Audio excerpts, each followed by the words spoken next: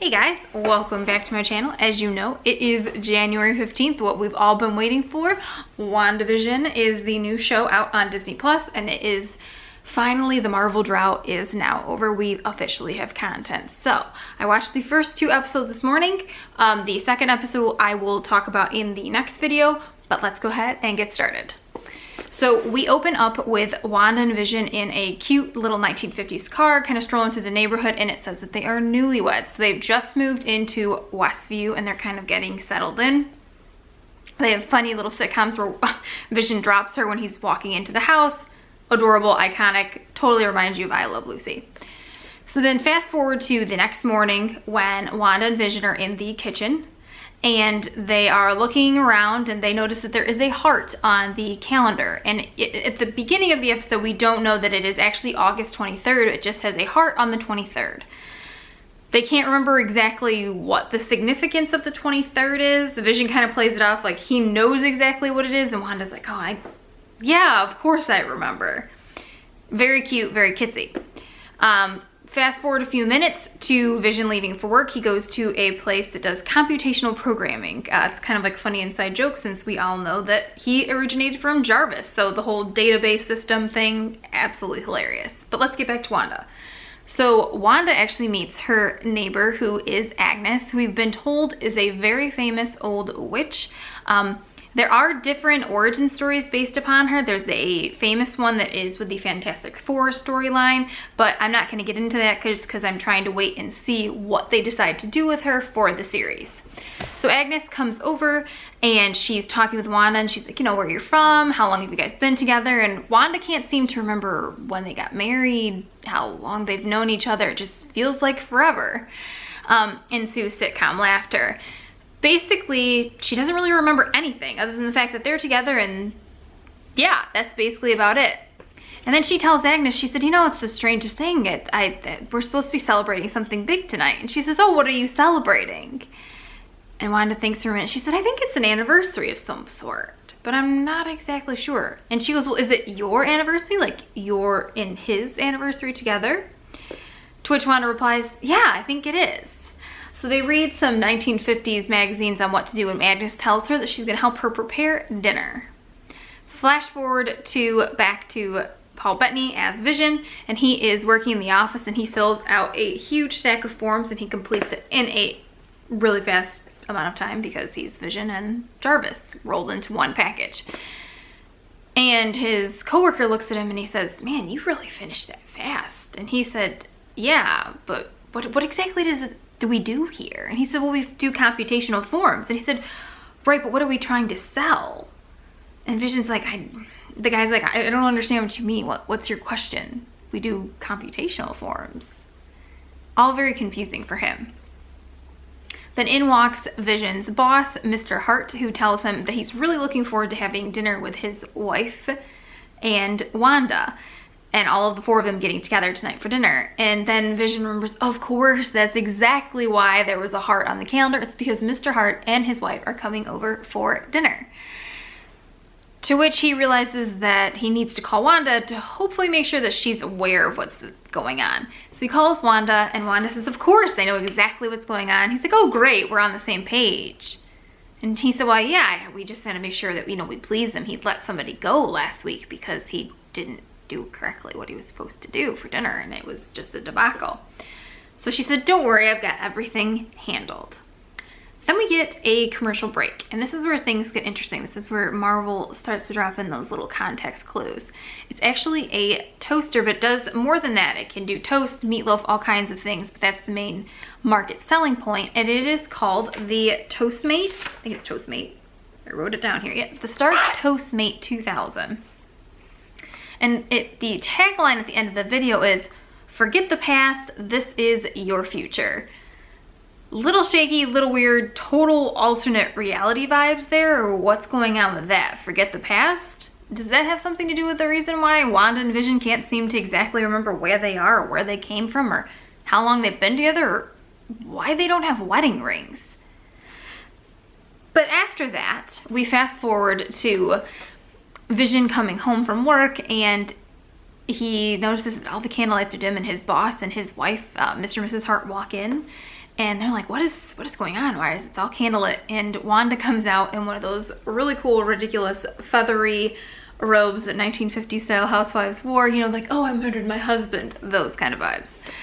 And she puts a hand behind Vision's eyes and she goes, oh, guess who it is? And he's like, and they asked her, they're like, what are you wearing? And Vision quickly improvises and says, oh, it's an outfit from a Sokovian, she's European, so it's different. And they're like, oh, okay.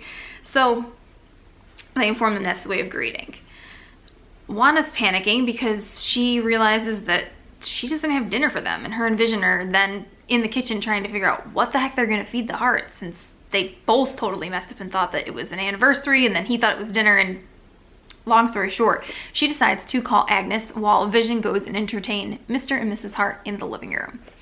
So Agnes comes through in the back door with a whole dinner planned. She's got lobster thermidor, she's got steak Diane, she's got potatoes, she's got the whole menu pulled out. And she brings in like a big basket full of everything. She asks Wanda if she needs help. She's kind of like the snoopy little sniffer, like Ethel, and like she's like, no, get out the door. I gotta hurry up and do this. So Wanda starts cooking in the kitchen, but obviously she has superpowers. So she starts using her levitation abilities and is making a lot of noise in the kitchen. And Mrs. Hart's like, I think I should go in there.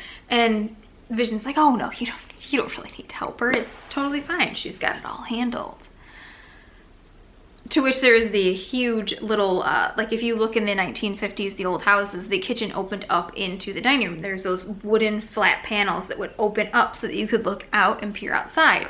And it's her with everything on there, and he slams it closed, and then they start singing songs on the ukulele for the entertainment portion of the evening.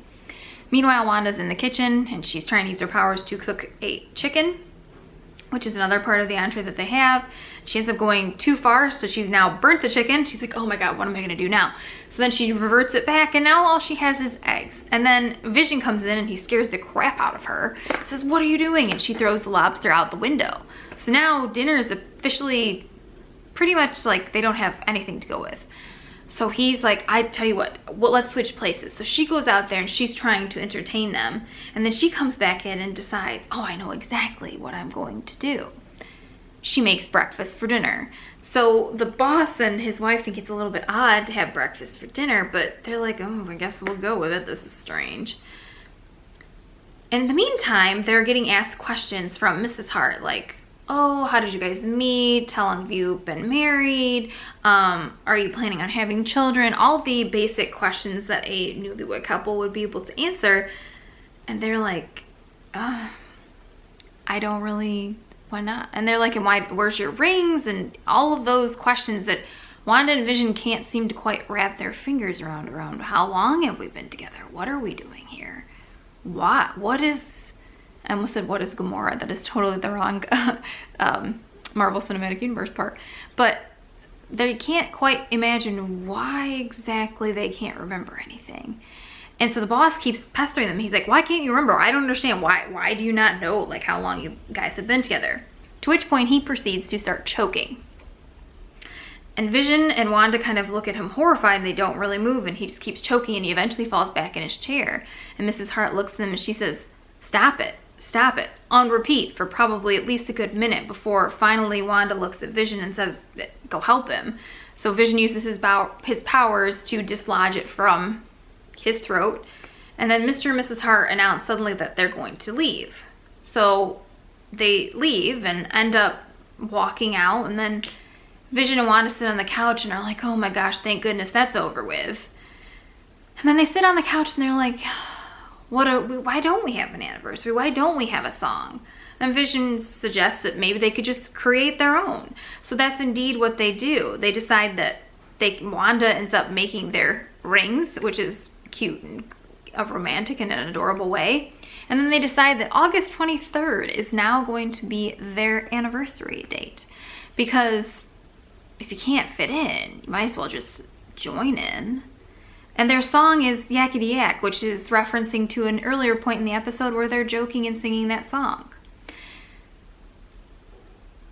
It's clear that there's something going on, and Wanda kind of has a sense that some things are off, but she almost pushes it to the side, like, I don't know what's going on, but I'm not sure.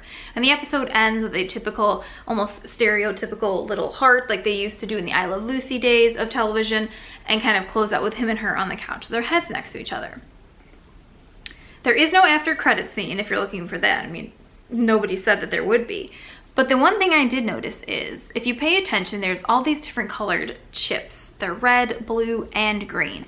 And what's interesting about them is if you look close, they all form different things. One of them is, oh, I'm sorry. Let's rewind that. As it ends, we zoom out and we see that there is a studio. And we look and we're like, what does that studio mean?